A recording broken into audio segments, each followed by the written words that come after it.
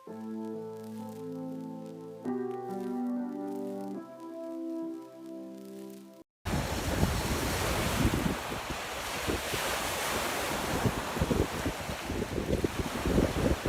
were you able to discern? Where am I? You were able to hear the waves, the wind.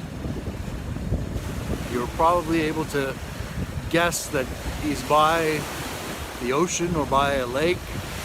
You would be right, I'm by Lake Ontario. But by our senses, we're able to discern certain things. We're able to tell the difference between the sound of the wind and the sound of the waves. With your eyes, you're able to discern that this is natural light, the sunlight coming on my face.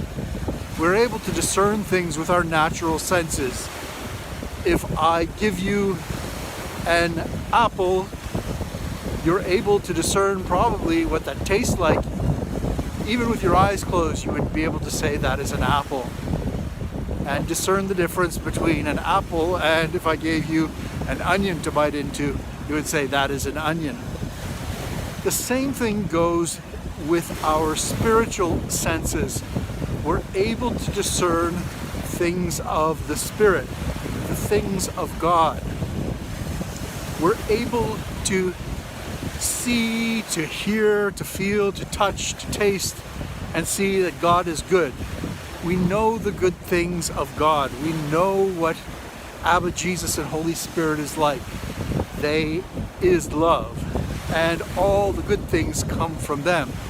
And you are a good thing. You are a new creation. Only good comes from you, from your spirit. So the discerning of spirits comes from your spirit, which is one spirit with the Lord, and you're able to discern what is not from the Holy Spirit, from Abba and Jesus. You're able to sense things that are coming from other spirits, from evil spirits. Yes, there are evil spirits. They are telling you you are not worthy, you are not good. They are giving you all kinds of thoughts that are not yours.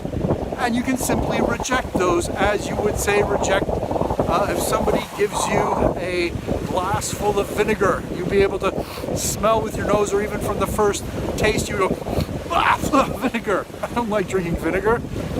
The same thing goes in the spirit, that you're able to discern spirits, ideas, thoughts, emotions that are not coming from you, but are coming from your enemy, trying to get inside of you and take control of you, of your thoughts, of your behaviors, of your moods, all kinds of things like that. You cast them down, you cast them out, you reject them. You don't even have to address them and say, get away from me. You just realize, that's not from me, that's coming from the enemy, who is trying to distract me and control me.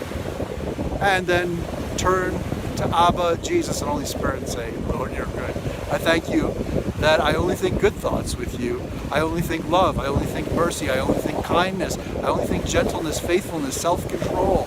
I have the spirit of self-control. The Holy Spirit is in one spirit with me, helping me to control myself, to think good thoughts, to think good things, to do good things, to be who I am, a son of Abba, who is just like Jesus.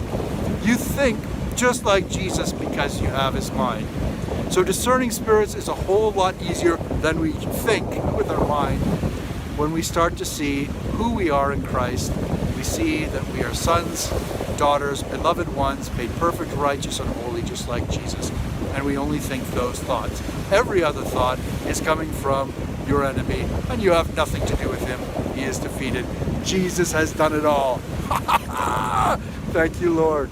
So discern those spirits, and discern mostly that you are loved absolutely by your absolutely good Abba, Jesus, and Holy Spirit. I love you, brothers and sisters.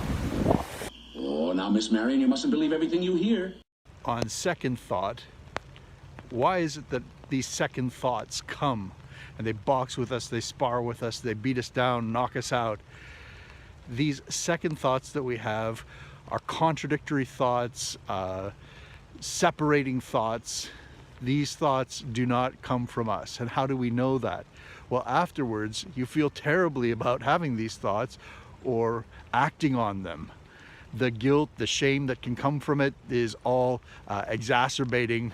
It's the enemy acting on you, planting these thoughts in you, and then trying to beat you down afterwards with them. You know this simply because you don't want to do them. You think, oh, why did I do that? Why did I think that?